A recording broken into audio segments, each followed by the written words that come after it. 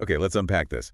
Imagine, for a moment, you're trying to stop a huge terrorist attack, a really big one. Right. High stakes. Exactly. Utmost discretion needed. Now, at the same time, picture yourself trying to herd, I guess, a group of incredibly eccentric, world-famous actors across different continents. Making sure they, show up, don't cause international incidents. Yeah, basically, don't burn down historic buildings, stay out of jail, preferably. That's the crazy tightrope act we're diving into today. We're looking at the incredible life of Paula Hunter Becker. Indeed.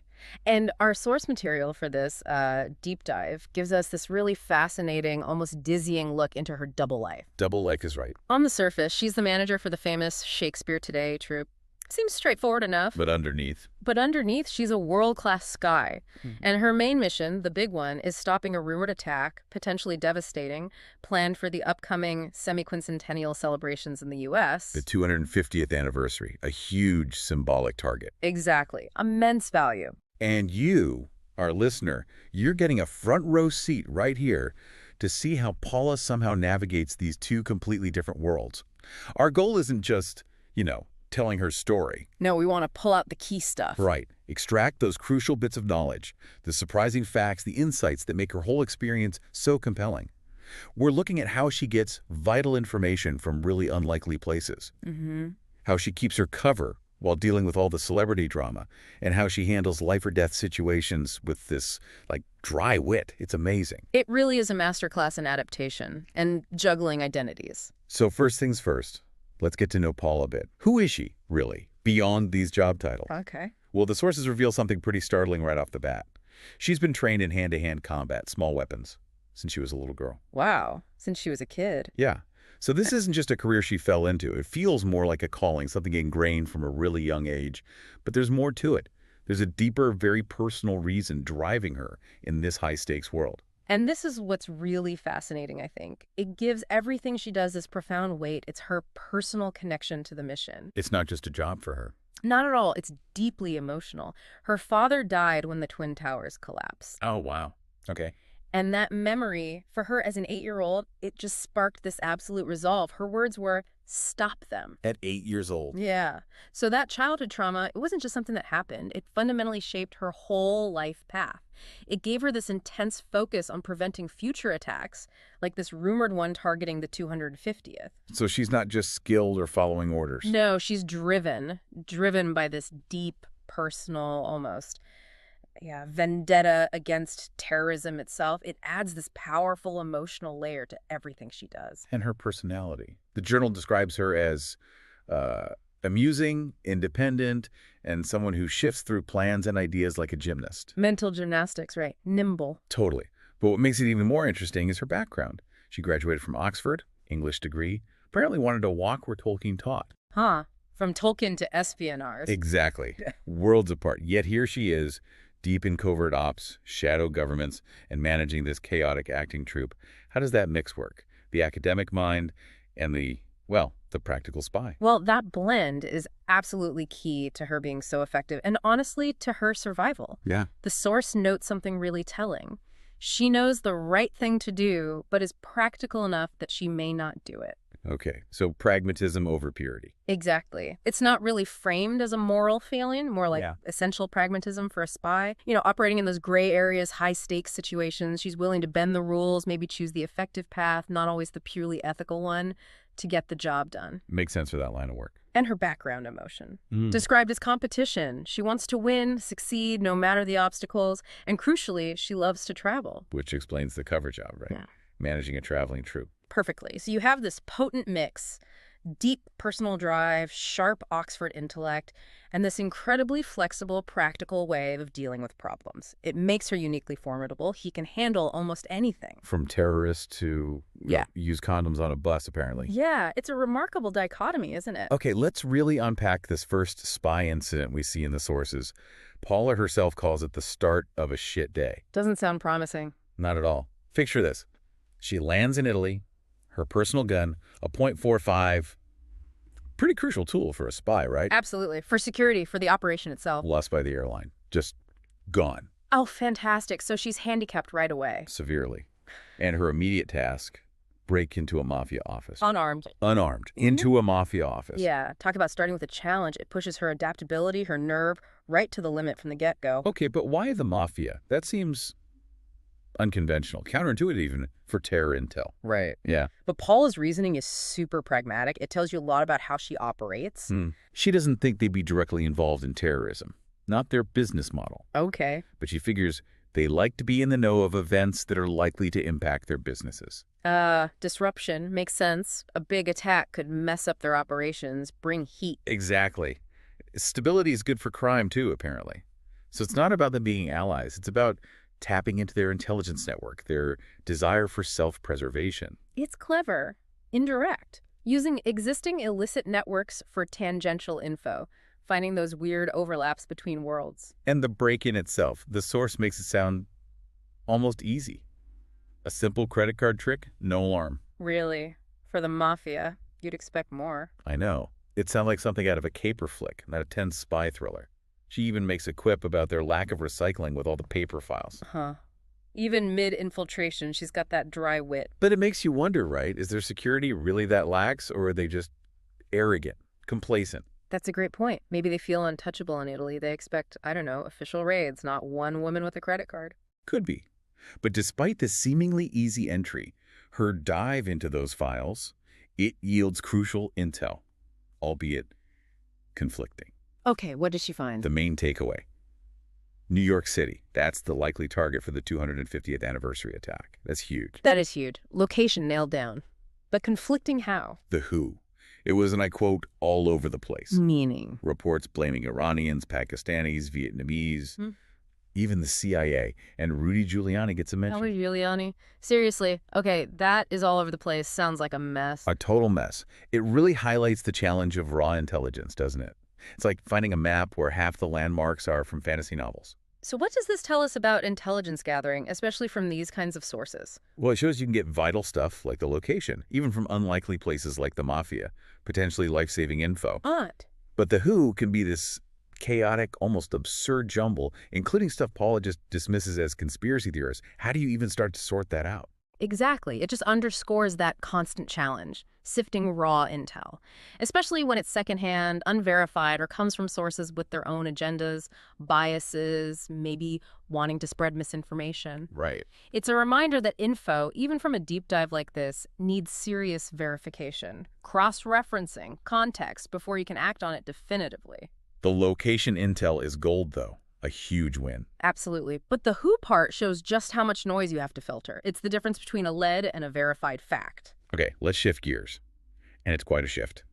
Paula's day job, managing the famous acting troupe, or FA, as she calls them in her notes. FAT, okay, points for dryness. Right. And it sounds like just constant frustration, damage control, absurdity. It starts with someone almost burning down an ancient Italian villa. What? Why? Because they couldn't figure out an electrical converter? Oh my gosh, these are world-famous actors. Apparently. It's hilarious, but also just shows the massive gap she's dealing with. These people seem totally detached from basic reality. And she mentions she'd warned them, right?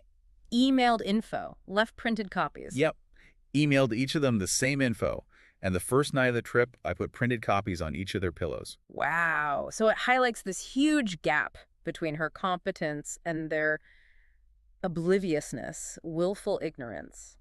Seems like it. And it's a theme. They see her as a ditzy blonde, despite the Oxford degree, remember? Right. And they blame her for their mistakes. So she's constantly underestimated in this job. A total contrast to her spy work. It must take a different kind of patience. A lot of patience, I imagine. Different kind of problem solving than, say, defusing a bomb. And just getting them onto the bus sounds like an ordeal. Like wrangling toddlers, she says. I can picture it. She jokes about asking the driver for a taser.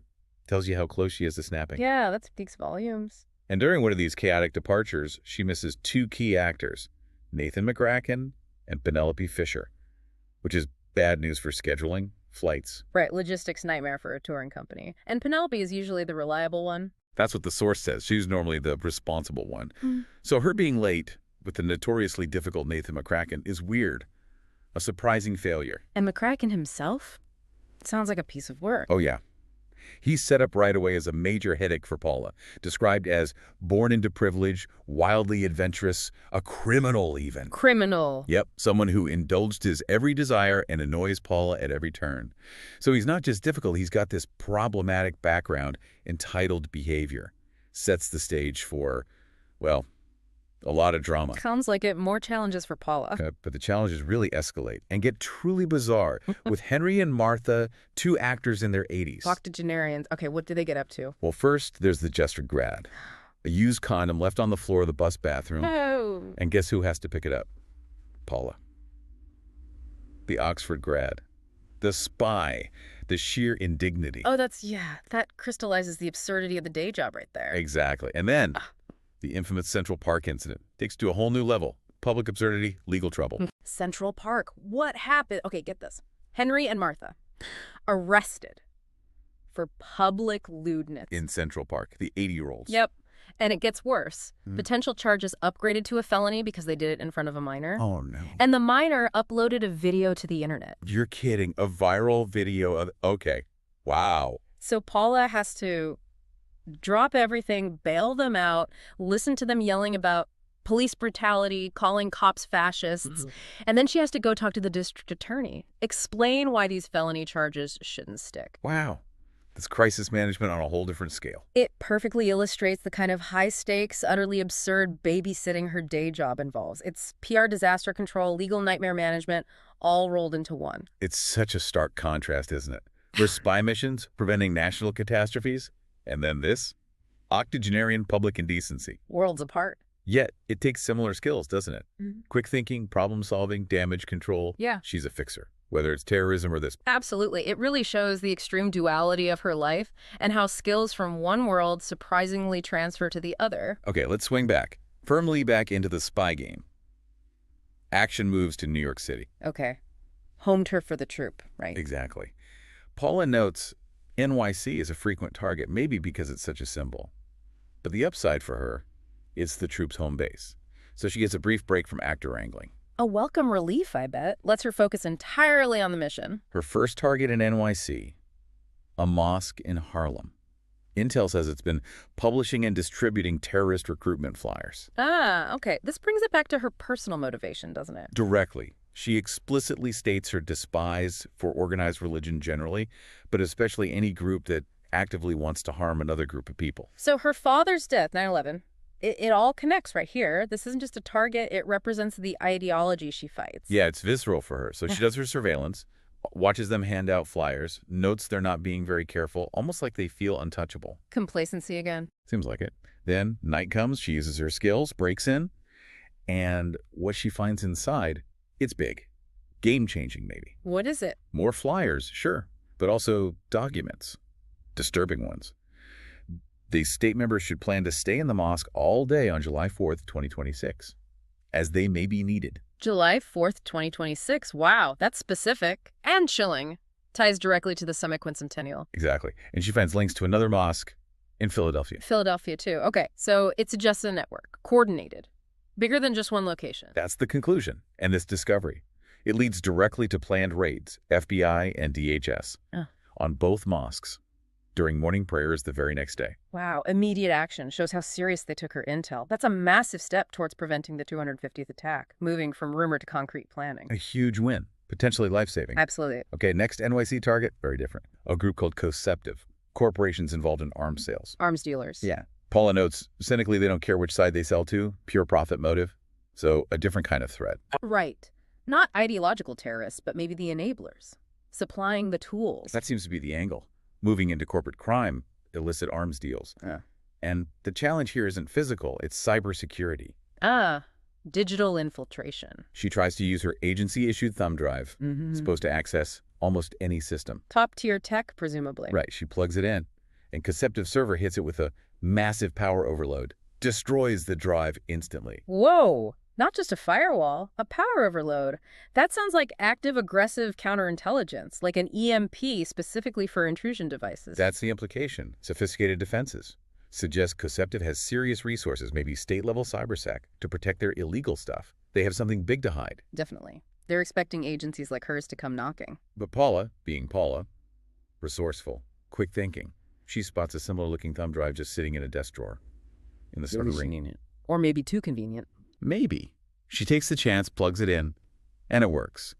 Gets her full access, all their files, including records of illegal sales. Wow. So the official agency drive gets fried, but a random one works. Yeah. And she speculates. Maybe Coceptive sells drives to agencies, but without the protection their internal ones have, deliberately keeping them out while giving a false sense of capability. That's insidious. A really fascinating angle on corporate espionage and counterintel, selling compromised tools to the people investigating you. This is a chilling thought. So she finds the illegal sales data, which is valuable intel for sure, somebody to pass on about arms trafficking. But she notes nothing tying them to the 250th. So valuable intel, but maybe a dead end for this specific mission. Seems like it. It's a separate thread uncovering illicit activity. Still important, but not directly linked to the anniversary attack. Shows that even successful ops don't always yield the exact info you need. Right. But rarely wasted effort in the bigger intelligence picture. Good to know who the dealers are. Okay, let's pivot again. And maybe take a deep breath. Back to the ongoing saga of Nathan McCracken. Oh, boy. Here we go. He's just this constant pain for Paula, right? Yeah. Makes her job harder. Always late, logistical nightmares. He even fondles her at one point. Harassment on top of everything else. Yeah. But the sources point to a real low point, a betrayal. He posts pictures online of Henry and Martha coming out of the police station after the Central Park incident. Oh, that's low, publicly shaming them. And the troop, after Paula presumably worked hard to manage that whole mess quietly. Exactly. It's a calculated, cruel move. And it affects Paula deeply. Enough that she goes to Henry, the troop leader, and asks him point blank, fire McCracken. Wow. She reached her limit. That's a big step. It is.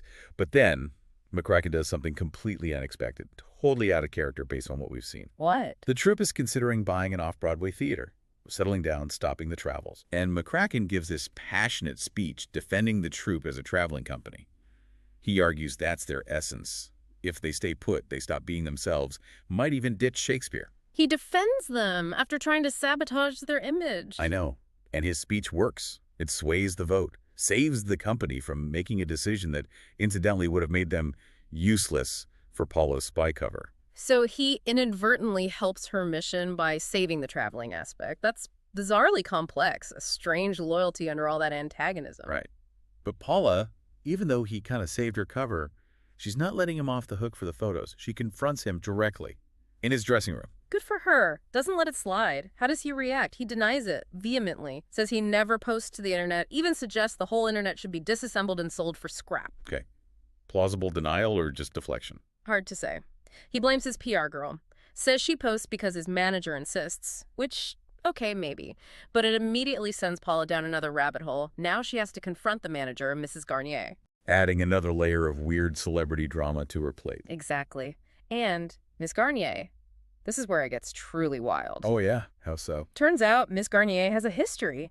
Claims she was abducted by aliens, had probes planted in her. You're serious. Alien abduction. That's what the source says. And Paula, being Paula, digs this up and uses it. She blackmails Garnier into taking down the photos. Wow. Wow. That's ruthless. Using alien abduction claims as leverage? Paula does not mess around, even in her day job. Shows her efficiency, right? Aggressive info gathering, leveraging vulnerabilities, even in a non-spy context. And Garnier's motive for the photos, pure cynicism. Let me guess. Money. Yep. She thinks the troupe is a vanity project, holding McCracken back from Hollywood riches. Her salary is tied to his, so she says it's her business too. All about the bottom line. Paints a grim picture of that world. But here's another twist. After this whole ugly confrontation, Hull feels empathy for McCracken. Empathy after everything, even the blackmail. Yeah. She thinks, maybe you're the reason he is like he is, referring to Garnier in that environment. What's that about? That's fascinating. It suggests she sees, maybe, that McCracken, with all his flaws, his awfulness, might be partly a product of this cynical, profit-obsessed world he's in. With a manager like Garnier pulling strings? Exactly. It's a rare moment where Paula looks past the annoyance, the professional hassle, and sees a more human dimension. Maybe his behavior is a reaction, a coping mechanism, even a cry for something real in that fake world. It softens her view of him, just for a moment. Shows her complexity, too. Definitely. But the weirdness doesn't stop. Oh, there's more with McCracken. Oh, yeah. In Richmond, He calls Paula to his hotel room, claims he's killed 2 rats the size of small dogs. With a rapier? With a rapier. Okay, that's theatrical even for him. And he wants... A sweet upgrade, naturally. Naturally. And Paula suspects. She immediately suspects he staged the whole thing, released the rats himself just to get the upgrade. That he'd go to those lengths. It says a lot about him and about her perception of him. Right. It shows his manipulative side, creating chaos for gain. And it shows Paula's instant suspicion. Always looking for the angle, even with something this bizarre. Her spy brain analyzing his performance. Okay, next interaction. This one's critical. On the bus. Her agency thumb drive, the really important one with hacking tools, gets damaged. Okay. Accidentally run over by a bellboy's cart. Oh no. Potential disaster, security breach, loss of crucial tools. Panic mode for Paula. But surprisingly, McCracken offers to help. Offers to fix it with a multi-tool knife he carries. McCracken offering help. That's unexpected. Totally. Paul tries to hide what's really on the drive, says it's just family photos. A really weak excuse. Yeah, probably not convincing. And McCracken sees right through it. When the tools pop up on screen as he's fiddling with it, he just smirks and says, "Those are some serious hacking tools you got there." Oh. He knows, or at least suspects. That's tense. And then, after she reluctantly thanks him, he twists the knife. Metaphorically speaking, he says, "That didn't hurt now, did it? Being nice to me, it didn't hurt, did it, Paul?" Wow. That's pointed. He's calling her out on her guardedness, her dislike of him. He sees right through her facade. Yeah, it's like he enjoys making her uncomfortable, making her vulnerable, especially by needing his help. He's challenging her. He's sharp, perceptive, maybe recognizes a fellow manipulator or just likes pushing her buttons. And then finally we see another side of McCracken. At a train station, his fame actually becomes a burden. He gets mobbed by fans, young women, and he looks genuinely overwhelmed. The downside of fame. Not always fun and games. Right. And Paula unexpectedly steps in, rescues him, whisks him away, and he gives her this sincere, whispered, "Thank you." A moment of genuine vulnerability from him and connection. Seems like it. And later, on the train, Paula actually falls asleep on his shoulder, even drools on his coat.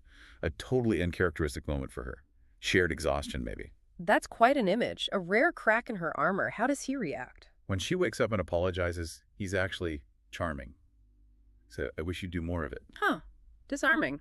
Maybe there's potential for something else there. You'd think. Yeah. But Paula's internal monologue immediately snaps back. She thinks, "I think he played me with those rats, and I don't know what his game is. I'll need to be more careful around him. He's a very good actor."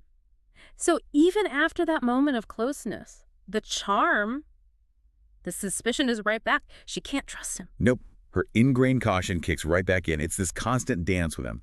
Suspicion, moments of connection, then back to suspicion. So what does it all mean? Their relationship. It's just complex, not straightforward antagonist-protagonist. It's this ongoing push and pull between two very perceptive people, constantly reading each other, unsure of the other's motives, adds this fascinating personal intrigue layer to her life. Not all threats are obvious enemies, right? Definitely not. A very tangled dynamic. Okay. Back to the main mission, the big one, threat to the 250th, in Richmond, Virginia. Right. New location, new target. She turns her attention to a group called the Vainglory Men. A domestic terrorist group. Domestic, okay. Her agency knows them. Yeah. Known for past acts of terror on U.S. soil, but maybe smaller scale stuff before. Paula needs to figure out their current capabilities. Do they have the firepower for something massive, like an attack on the semi-quincentennial? Assessing the threat level makes sense. What does she do? Standard procedure for her. Surveillance first. Watching patterns, finding weak spots in their HQ security. Then, under cover of night, she breaks in. And what does she find? Something truly alarming. A large cache of weapons. And we're talking serious military-grade hardware. Like what? AK-47s, Claymore mines. Those are nasty anti-personnel devices. Right. Grenades, launchers, and several Browning M2 mounted machine guns. Heavy machine guns. M2s. Wow, those are devastating, especially in a crowd. Exactly. Paula notes just one M2 could kill hundreds of people at a large gathering. This instantly elevates their threat potential. Makes them a clear and present danger. Absolutely terrifying capability. Do we know their motive? Yeah, and it's ugly.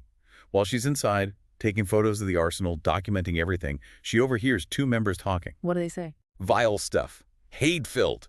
Talking about using the weapons to mow the dirty immigrants down. Agreeing with rhetoric that Trump says they're all rapists and killers. So pure racist, nativist ideology driving them makes the weapons cache even more horrifying. They intend to use them for mass violence based on hate. Precisely. It paints a clear, horrifying picture. The threat isn't just the guns, it's the deep-seated hatred behind them. So how does she get out? Does she get confronted? She does. Two members come back unexpectedly while she's still inside. She has to fight her way out. Hand to hand again? Seems like it. Uses the pommel of her knife, not the blade. Incapacitates them, disables them, doesn't kill them. Highlights her training effective, but minimizing lethal force if possible. Smart. Controlled. Does she just slip away then? Not quite. As she escapes, she yells something provocative back at them. Be sure to tell the rest of your douchebag sissy boys, hi from Antifa. Whoa. Why Antifa? That seems pointed. It's tactical, right? Yeah. Not a political statement from her. It's classic psyops.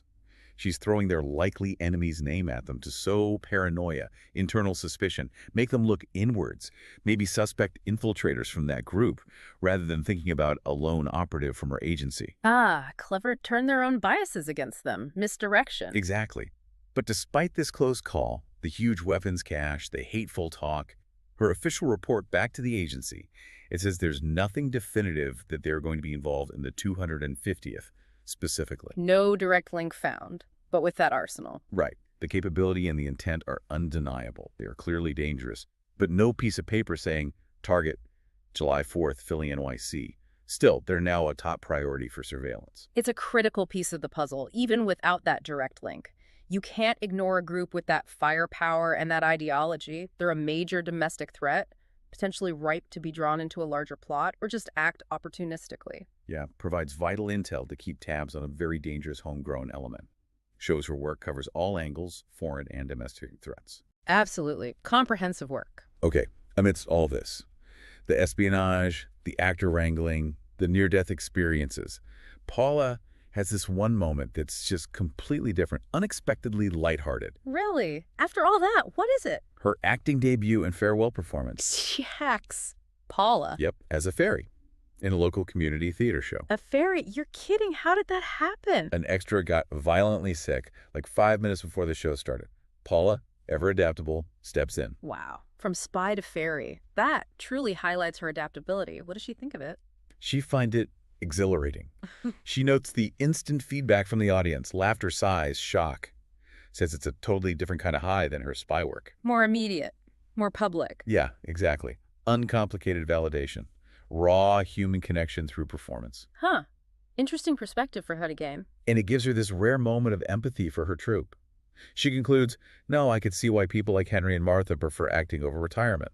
Ah. So she gets a glimpse into their passion, understands the allure of the stage, even if they drive her crazy sometimes. Exactly. Bridges her two worlds for a second. A moment of shared humanity. It's a nice little respite, isn't it? A break from the constant vigilance for someone always in control, planning ops, just being a fairy, prancing around and tittering, as the source says. Yeah. It offers a different kind of fulfillment, a small, mundane, deep dive into human performance, maybe finding a bit of peace in the whimsical. Shows even a world-class spy can find insights in surprising places. Definitely. So wrapping this up, what does this all mean for you, our listener? We've gone deep into Paula Hunter Becker's really extraordinary world, right?